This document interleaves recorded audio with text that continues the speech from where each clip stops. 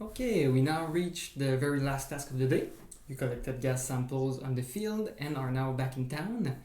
Unfortunately, the syringes in which you collected the gas samples are not reliable for storage past more than 24 hours. Therefore, we need to transfer the gas from the syringes to vials that can be used for long-term storage up to 6 months. To make the transfer, we need a needle, like that. We need a cup of water and a rubber tube with a needle at one end. We will start by making sure that the open end of the rubber tube is in the cup of water. We can use some tape just to secure it a bit. Here we are. Then we grab our first sample with an empty vial. We need to identify the vial with the site. You can write EC or CB for Cambridge Bay, followed by the date, then a profile number. You should have taken 4 profiles, so we can just name them 1, 2, 3, 4. And finally, the snow depth at which it was taken. For the air sample, you can just write air on the vial.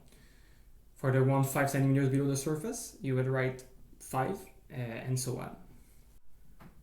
Once the vial has been identified, we will stick the needle at the end of the rubber tube in the green cap of the vial, just like that. There we go. Then we will grab the spare needle and plug it at the end of the syringe's valve, like that. And we also stick this needle in the green cap of the vial, just like that. So you have 2 needles in the vial at start.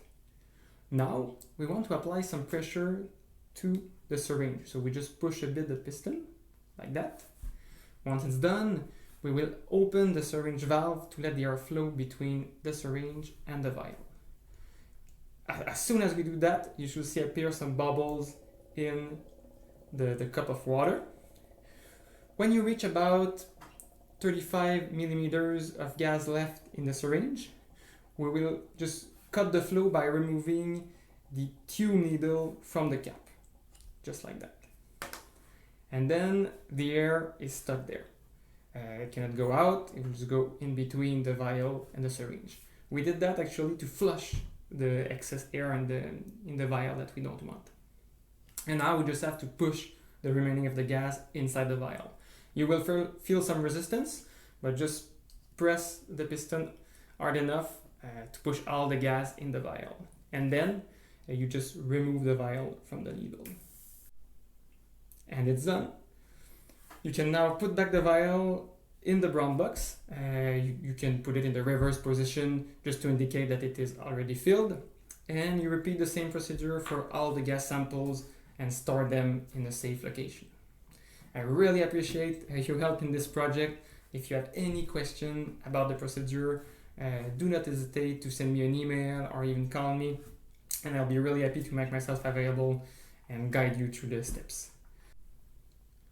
The data you collected will be used to understand winterland respiration in the Arctic tundra in the form of CO2 and methane emissions. The work you did is really valuable, and I will be glad to thank you in person during my next trip in Cambridge Bay, probably next March or April. Thank you very much.